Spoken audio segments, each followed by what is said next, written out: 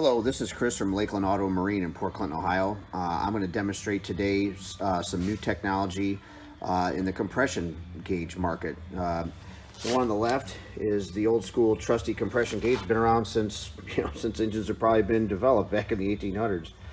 This new setup here on the right is a vacuum pressure transducer. It's a Pico WPS500. It's pretty cool technology here that I'm going to demonstrate. We're going to put it on this 360 Chrysler Marine engine. Okay, I'm going to start my cranking compression test with my lab scope here. I'm not doing everything is what you should be doing, and on a good compression test, we need to make sure that the engine is completely warmed up. We need to make sure that all 8 spark plugs are removed, and we need to make sure the throttle is at wide open.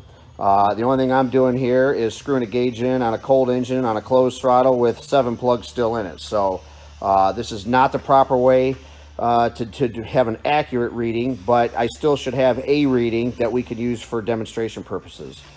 So I'm going to fire up my scope here.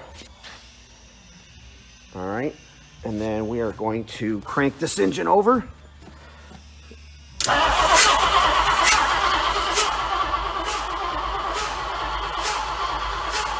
I'm going to stop my scope. Okay, now let's go over what we're looking at here. This is one of the reasons I like the transducer setup. You know, a lot of times there's a lot of theories on regular old school gauges. Well, how many pumps do you wait? Do you wait 3 pumps, 4 pumps? I always go 5 pumps. You know, there's a lot of opinion here. Well, what I like about the electronic version is you'll know right away what's going on. You can see when this thing, that's what they call the vacuum pop. We caught this when the piston was on its way down, so it was probably on the exhaust stroke, piston's going down, okay? Now I will drop a cursor here and see what our pressure is in this cylinder. All right, and we have 96.86 pounds compression. Again, this is cold, this is 7 plugs still in it, this is the throttle closed, so this is not great. You know, but for an engine that's probably been sitting 2-3 months out of a boat, not bad for just screwing a gauge in it with probably a half-dead battery. Just like I say, this is a demonstration.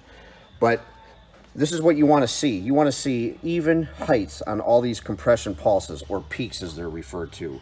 You know, if I had an upper end valve sealing issue, that would be all over. It looked like a saw blade. But when you can draw a line across the top, that's pretty consistent. That shows that we have decent valve sealing in this engine. But what I want to do next is I'm going to pull the rocker arm assembly off and remove the 2 push rods in that cylinder and redo my cranking compression test and see what my reading is. Okay, what I've done now is I've loosened the rocker shaft. You can see that I've got tons of clearance between the rocker shaft and the head, which is going to do the best to emulate a worn cam. You can see I can, you know, move the rockers all over the place. So I got my pressure transducer on. And let's crank this girl and see what we have.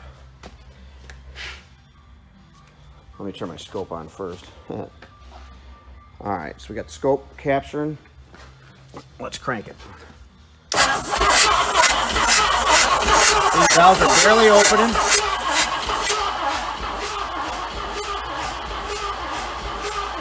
All right, let's stop it. Okay. Let's take a look at this. All right, that dotted dashed line is where we were with the valve train as normal. I loosened the rocker shafts, which means the valves open later. They close too early and they open too late. Okay, remember how I talked about how when an intake valve is when the compression starts to build in an engine. All right, here's a classic example. I stated that sometimes the compression will actually be higher when the intake valve closes too early. Here's an absolutely perfect example of that. I loosen the rocker shaft. You can see that the compression peaks are higher with the valves barely opening, okay? Why is that? It's because when the piston, you've got valve overlap. When the piston comes up, when it starts to come up on compression stroke, you know, the exhaust valve and the intake valves are open simultaneously for a short time. Well, with a worn cam, or in this case, loose rockers, those valves are gonna be closed earlier, which means that when the piston comes up, it's actually got more volume to compress. So let's run my cursor down here and see what we actually have. Okay, we originally had 96.86, that's one. With the rockers loose, we actually gained almost 18 pounds of compression. We had 114.5. So like I say, a delta or a net change of 17.61 by loosening the rockers or a bad cam.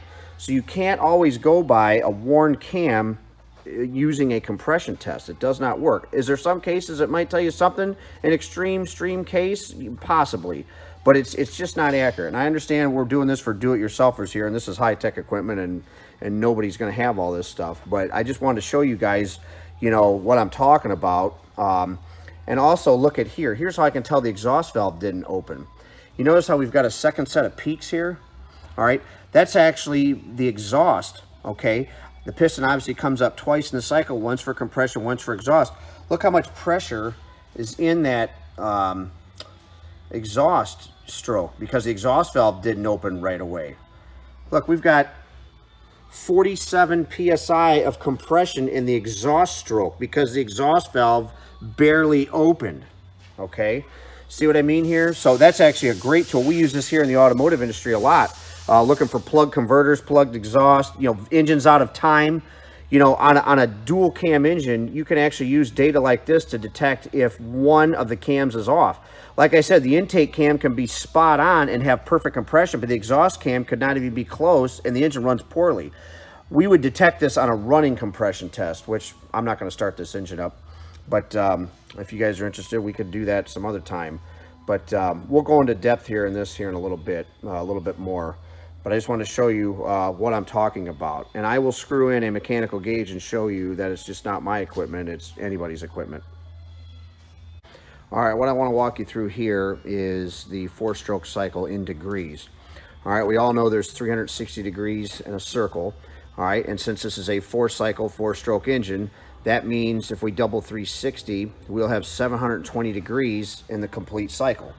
So I've set up some cursors here, 720, 630, 540, 450, 360, 270, 180, 90 degrees, and 0. So obviously every 90 degrees, we have a cursor I dropped here.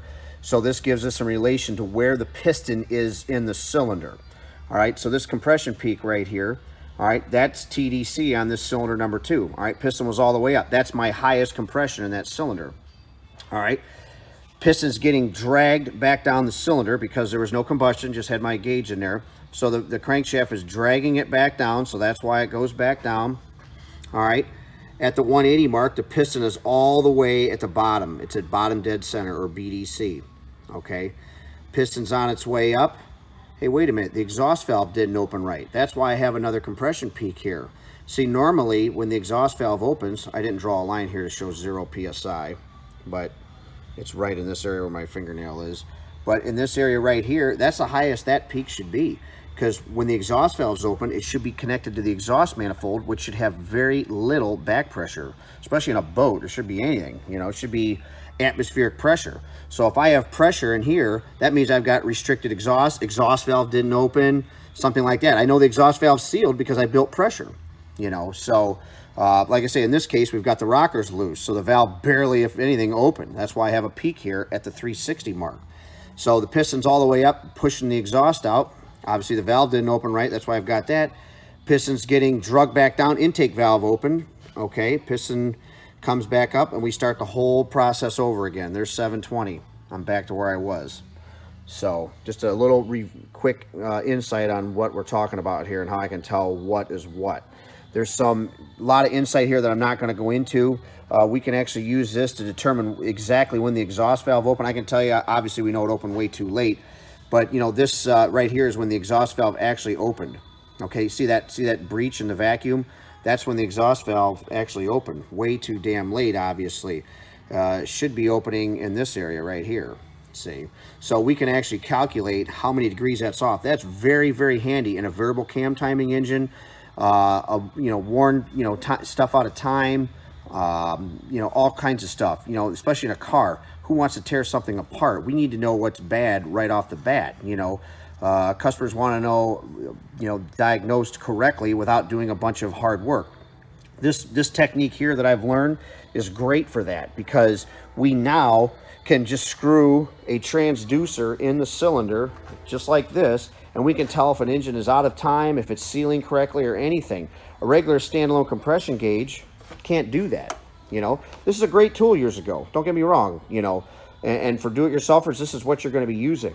But there's way more capabilities with a transducer for sure. Back to the cylinder here, cylinder number 2, before I loosen the rocker arms. This is the original pattern just blown up, and I just want to show you what a normal cylinder looks like, and what kind of data we can get from that.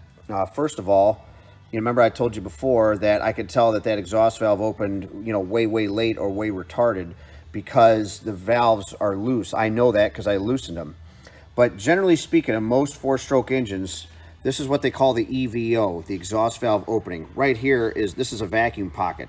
This is the piston got drugged down the cylinder, vacuum was created, and then boom, see that vacuum start to go back up to atmospheric pressure? That is when the exhaust valve opened, okay?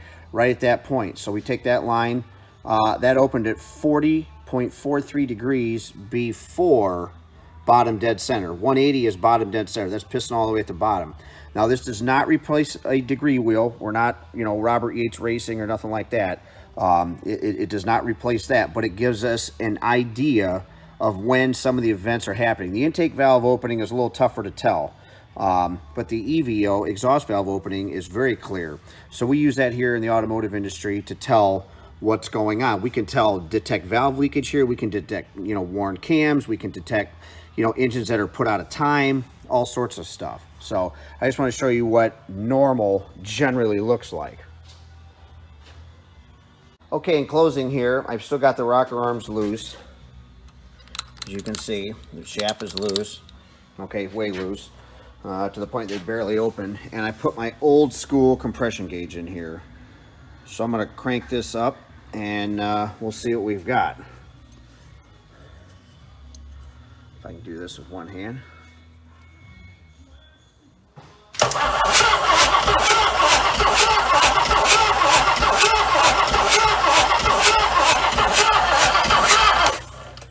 All right, so my valve's barely opening. I've got probably what my lab scope said, about 120, 119 pounds, something like that. But notice, like I say, when we crank it, you know, it takes like 4 or 5 pumps to get there. You notice on a lab scope, it doesn't do that. You know, this kind of squelches the theories of, well, how many times you let it crank? 3 times, 5 pumps, 6 pumps, 2 pumps. You know, again, this tool is a great tool. All right, I'm gonna hit the straighter here. For its day, okay? This only tells me what the cylinder capability of, or excuse me, the sealing capability of that cylinder is. That's all this tells me. Doesn't tell me if I'm out of time, doesn't tell me if I've got worn cam lobes probably, or bad, you know, valve train components. So this is a good test for a do-it-yourselfer, but I just want you guys to understand its limitations. We have technology today that eclipses this device, in my opinion. So again, this was a Chrysler 360 opposite rotation. How do I know in review it's a 360? One of the easy ways is 360s are externally balanced. So if you look at the harmonic balancer, it's got this extra piece in it, and you can see how it's cut like almost like a D slot. You know, a 318 balancer just has this piece, and I'm talking a 360 balancer has this extra metal in here because it's externally balanced. Okay, a 318, which I happen to have right here, just has a regular balancer. See, there's no extra piece in there. So that's a 318, 340 is internally balanced, 360 is externally balanced. And how do I know it's right hand rotation? I've got that spacer piece right there between the distributor. So right hand rotation, 360. Just quick, easy in review on what's going on and how do I tell what engine I have and what rotation without looking at a sticker or a tag if that's been removed, things of that nature. So hope you guys enjoyed this.